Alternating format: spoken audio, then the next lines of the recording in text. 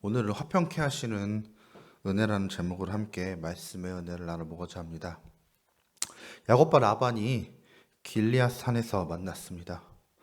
하나님은 라반이 야곱을 건드리지 말라고 라반의 꿈에 나타나셔 계시해 주셨습니다. 라반은 야곱에게서 드라빔을 찾고자 했지만 이 또한 찾을 수가 없게 되었습니다. 라반은 야곱이 가진 모든 소유에 대해 자신의 권리를 주장하면서도 이제는 자신이 어찌할 바 없음을 고백합니다. 그것은 라반은 자기가 이제 야곱을 평생 종으로 부릴 수가 없다는 것을 확실히 알았기 때문입니다. 그래서 야곱에게 언약을 세우고자 제안합니다. 야곱은 그 제안을 받아들여서 돌을 가져다가 기둥을 세웁니다. 그리고 형제들에게도 돌을 모으라고 하고 큰 무더기 기둥을 세웁니다. 돌기둥을 세운 것은 사람은 변덕스럽기 때문입니다. 말만으로는 여태까지 라반의 행실을 따져보았을 때 믿을 수 없기 때문입니다. 그래서 언약을 맺었다는 표시를 세워야 했던 것입니다. 라반은 분명히 약속해놓고도 수십 번씩 그 말을 바꾸었습니다. 지금은 보내주겠다 하였지만 또 언제 말을 바꿔 야곱을 다시 잡을 줄 모릅니다. 그래서 자신의 집을 세우기 위해 야곱은 라반이 다시 추격해오는 것을 막기 위하여 언약의 증거의 돌을 세운 것입니다. 라반은 그것을 여갈사하두다라 불렀고 야곱은 그것을 갈레앗이라 불렀다고 합니다. 여갈사하두다와 갈레앗은 아람어와 히브리어로 둘 다 증거의 무더기라는 뜻을 가지고 있습니다. 라반과 야곱은 각각 자신들의 언어로 돌무더기에 이름을 붙인 것입니다.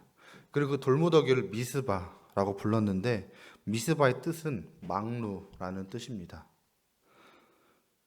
이 뜻은 파수꾼이 높은 망대에서 살펴보듯이 하나님께서 라반과 야곱 사이에서 언약이 잘 지켜지고 있는지 지켜봐 주십시오 라는 의미를 담고 있습니다.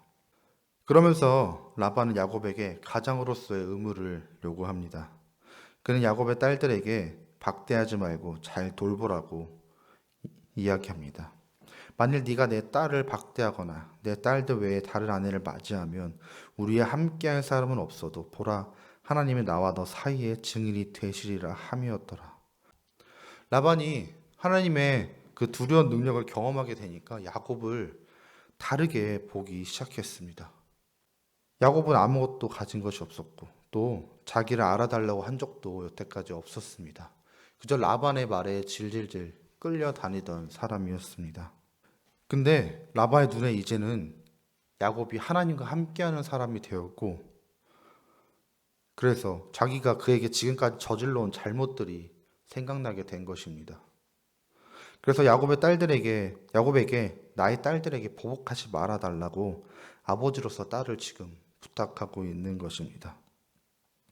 근데 사실 야곱은 지금 라반에게 붙들리지 않고 도망할 수 있는 것만으로도 감사한 처지입니다.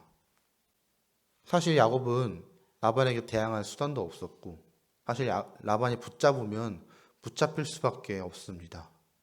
하지만 하나님은 그러한 야곱을 함께하사 풀어주셨고 라반 앞에서 지금 높여주고 계신 것입니다.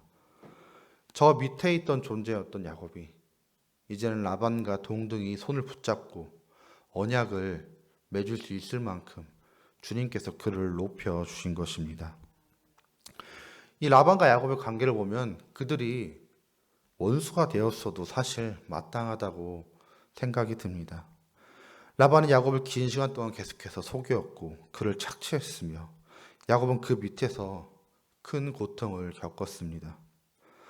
그런데 그런 그들이 극적으로 화해를 할 수 있었습니다. 세상의 관점에서 보면 말이 되지 않는 일입니다. 지금에서 보면 서로가 서로를 고소하고 법정에 세우고 또 피해를 보상받기 위해 엄청나게 긴 싸움을 해도 그것이 당연하다, 우리가 이해할 수 있다 라고 말할 수 있을 정도입니다. 하지만 하나님이 개입하시자 모든 갈등은 사라지고 화해가 이루어졌습니다. 화평케 하신 하나님의 능력이 임하였더니 그들 사이에 그 수많았던 그 길고 길었던 갈등과 고통의 시간들이 모두 사라졌습니다. 하나님께서는 이 라반과 야곱 사이에서 이들의 갈등을 매우 손쉽게 풀어주셨습니다. 하나님께서 라반과 야곱의 그 큰 갈등을 풀어주셨듯이 우리들 잘못된 관계 안에서도 하나님께서 함께 하신다면 화평을 이룰 수 있을 줄 믿습니다. 우리가 그리스도인이지만 나와 다른 사람 사이에 갈등이 생기는 것을 막을 수는 없습니다. 내가 아는 사람이나 내가 모르는 사람과도 갈등이 생길 수가 있고 또 우리 가족들이나 혹은 교회 성도들 간에서도 갈등은 생기는 법입니다. 우리는 때때로 이런 갈등을 내가 잘 풀 수 있다고 생각해서 풀기 위해서 노력하고 또 우리가 잘 지내기 위해서 또 노력합니다. 하지만 내 상한 마음조차 내 스스로 푸는 것도 어려운 것이 바로 사람이라고 할 수 있습니다. 그렇게 우리가 화평케 하시는 주님을 의지하여야 할 것입니다. 내가 할 수 있다 생각하여서 나서다가 감정의 골이 깊어지고 관계가 멀어지게 하는 것이 아니라 우리가 먼저 주님께 기도해야 될 줄 믿습니다.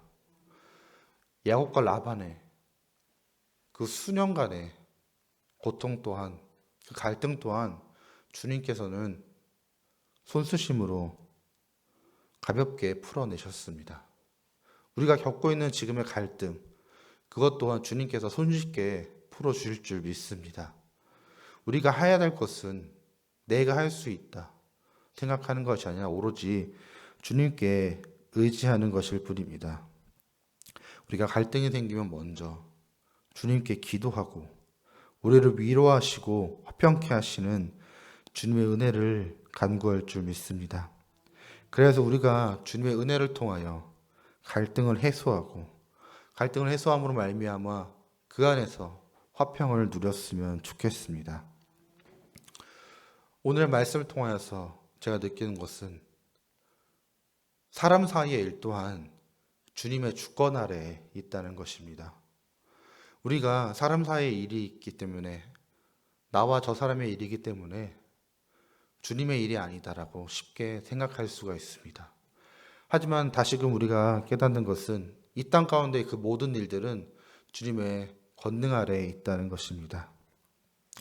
우리가 오늘 말씀을 들었으니 사람 사이의 갈등, 그 모든 어려운 점들을 주님께 의지하는 말미암아 주님의 권능 아래에 있기에 주님께 의지함으로 화평케 하시는 은혜를 구하며 살아갈 수 있는 저와 여러분이 되기를 소망합니다.